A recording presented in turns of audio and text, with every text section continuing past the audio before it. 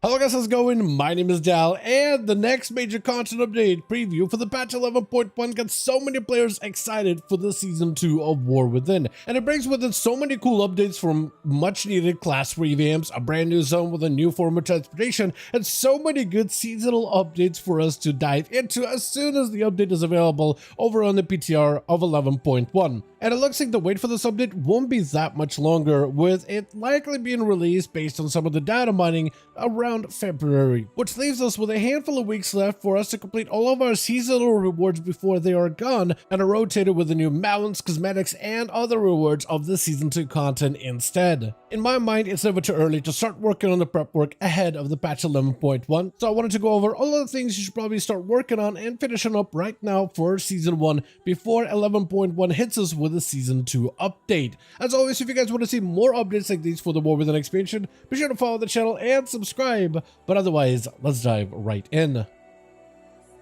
Let's first go over some of the items that will be going away once season 2 officially launches, which means you should probably try to wrap up all of your season 1 rewards before they are at some point going to be made to retire. And when it comes to season 1 content, we have PvE content, but also PvP, and I want to start off with the PvE first, with dungeons, raids, as well as delves. As for the delve content, you got a number of things you should probably complete, starting with the season 1 Delver's Journey, which unlocks a variety of different rewards for your mount, but also a couple of fun little toys like the trusty hat, as well as some of the currencies that you can spend with either Sir Finley Merlegaton or the Reno Jackson vendor instead. Brand continues to be our follower heading forward into the next season, so it may be a good idea to work on Brand and try to level him up before season 2 in order to maintain this follower's value, unless they end up resetting his levels for season 2, which we'll find out in just a little bit. But if he maintains his levels, it's definitely worth leveling him right now.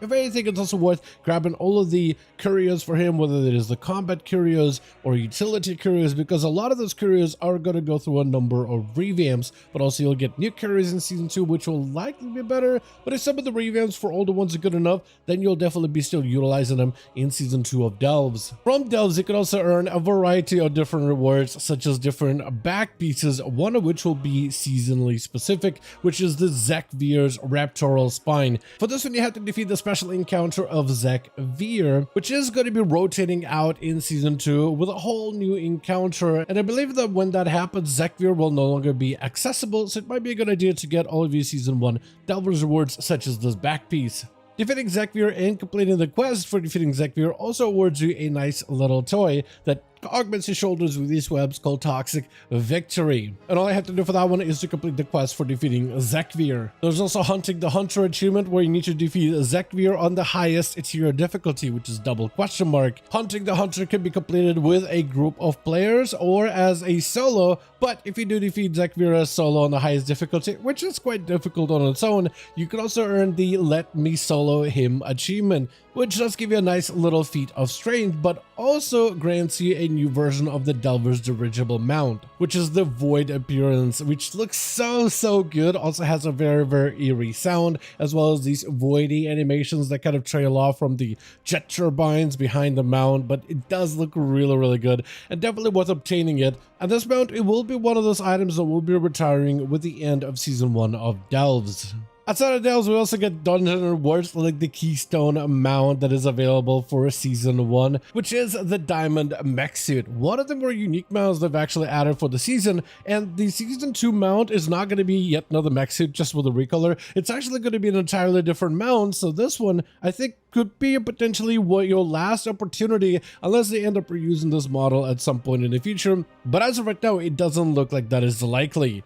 Besides Keystone Master achievements, we also have the Keystone Hero achievements, which requires you to obtain at least a plus score of 2500, which will require for you to do some of the higher end dungeons, potentially even a couple of 10s. When you do a 10 of any Mythic Plus dungeon from this season, you also will earn the dungeon portals to those dungeons. So you'll be able to get portals that take you straight to Grim Batal, or potentially even one of these zones of Shadowlands, like Mr. Tyrannosai or Necrotic Wake, or maybe potentially possibly even the War Within dungeons like Arakara, City of Threads, Stone Vault, as well as Dawnbreaker, which are a convenience at the end of the day and are actually kind of nice to earn once you start unlocking a couple of them, because it gives your character so much mobility and they are account wide, which is nice for convenience. The Raid of Nuremberg Palace also has a variety of different items for you to obtain, like a unique mount that can drop from any of the difficulties from the final boss of that instance. It's an extremely rare item that can also be obtained from even LFR difficulty, and it is the Reigns of the Serukai Skyraiser, a really awesome looking mount. The only one that really has a close-up model to it is potentially just Seaborg, which is a bit of a grind on its own. If you manage to slay the queen on mythic difficulty, there's also a guaranteed mount you can get, which is a more red version of the similar mount. One is a little bit rarer, kind of hard to get at most cases. The other is a guarantee, but you have to slay queen on the hardest difficulty out there, which is not easy by any measure. Outside of this, it also is an opportunity for you to earn the ahead of the curve or cutting edge achievements. And even if it's just an achievement, which most people don't really value achievements, and this achievement can actually be helpful in the next season, because as you sign up for raid groups or dungeon groups or anything like that, having something that shows you that yes, I did last season's content and I defeated the final boss can sometimes help you get into some of those end game groups. So like if you're trying to sign up for a new raid for season 2, you at least have accolades from previous season that you can show off that may end up helping you get into some of the new group content. So it's definitely worth going out of your way to obtain it while you can. For those of you that PvP, there's a variety of unique rewards to obtain as well, like the Vicious Skyflare, which is the season's I guess it's participation mount, or meant to be a participation mount. But for this one, all you have to do is win a bunch of PvP matches while at least 1000 rating in or higher in any of the categories, whether it is solos, BG Blitz, RBGs, 2s, 3s. So it's just all about playing as many games as possible at a high enough rating to help fill out a bar. Aside of this, PvP is kind of like a variety of the basic Hallowfall gear, well, like the blue one, which can either be earned through delves or through world PvP with the bloody tokens, but also the aspirin gear, which you can unlock through honor, and there's a cloth, leather, plate, and a mail version of these items. But also you have unique elite sets for PvP as well, which is the class set, and you have the basic version that you can earn for conquest, but also the elite that you get to unlock through a specific achievement, which is unlocked by obtaining the rank of PvP of Rival 1. PvPers can also obtain a unique illusion for their weapons by obtaining a rating of 1950 in any rated bracket, as well as a prestigious cloak which can be obtained from 2100 rating and a tabard at 2400. Players pushing for Gladiator could also obtain a unique mount for the season, which is a Forged Gladiator's Fellbat, as well as a variety of titles that can be obtained either from rated comp-based PvP, but also solo and blitz-based PvP as well. Outside of seasonal content, you should also spend some time prepping all of your characters and even future characters for Season 2 content, with 11.1 bringing in a bunch of new class revamps and so many different improvements for a variety of different classes and playstyles. Definitely worth checking out the blue post with all the new notes available right now on PTR, and those notes will continue to evolve, and there will likely be even more additions and even bigger revamps down the line as well. But if you see a class change that you like, whether it is the Druid revamp or the big, let's say, Marksmanship Hunter revamp or something like that, and you're excited about that class and want to give it a go once Season 2 content is here, you might as well start leveling that character before Season 2 arrives.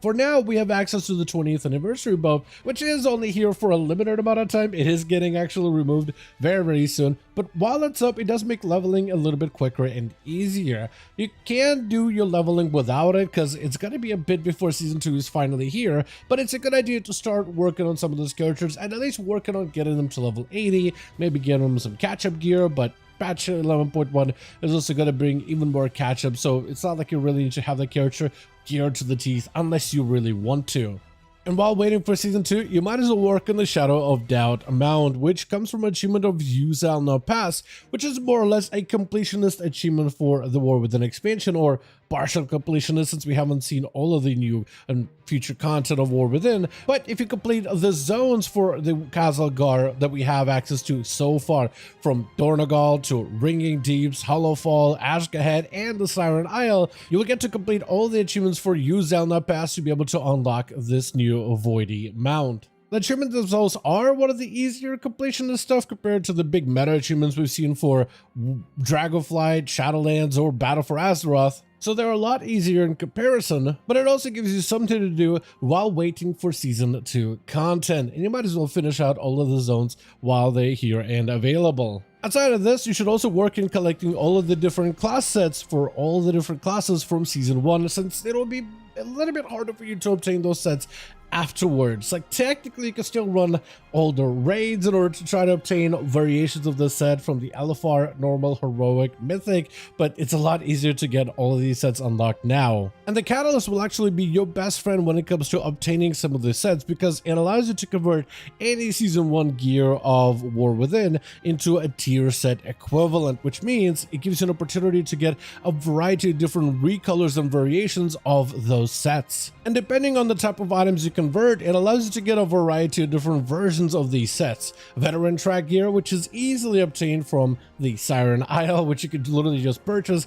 becomes the raid finder pieces, but if you upgrade it to a higher rank, you can actually get those items on normal track as well. So it allows you to get 2 appearances as long as you have the upgrade currency. Hero track items will take on the heroic version of these sets, but when upgraded all the way to 626, it allows you to obtain the mythic versions of these sets instead. So this way, by taking heroic gear and veteran track gear, it'll allow you to unlock the LFR, normal, heroic, and mythic if you end up grinding out all of the currency and gilded crests and valor stones needed in order to upgrade these items, which seems like a lot to do, but it's going to be a bit before Season 2 is here, and if you're looking to collect variations of these sets, you can start working on them right now today. Also, War Within and the Worlds Saga is a more heavily narrative-based expansion, with the storyline, the main storyline of War Within Season 1, actually being surprisingly good, with a lot of players actually very much enjoying it. So if you haven't finished out the main storyline, or maybe some of the side stories, like how you end up unlocking the Earthen Allied race, or even some of the side stories available as of 1107, like the Siren Isle quest lines, or the side quests with the Heronir, or in a little bit we should be getting the Kirin Tor quest lines, all of those quest lines I think are worth finishing up to help prepare you for Season 2, just so you have a little bit better of a context as to how the storyline with the Goblin cartels and Zalatath stuff, just so you have better context heading into the next chapter of what will be the World Saga of the War Within expansion. But as always though, I do want to thank all of you guys so much for watching, and I hope you guys enjoyed this video. If you did enjoy it or found it informative, go ahead and give it a like. I would very much appreciate it. Join our Discord community where we'll be going over all of the new patch 11.1 stuff and the future War Within updates. Also, let me know all your thoughts in the comments down below. And as always, I'll see all of you guys in the next one.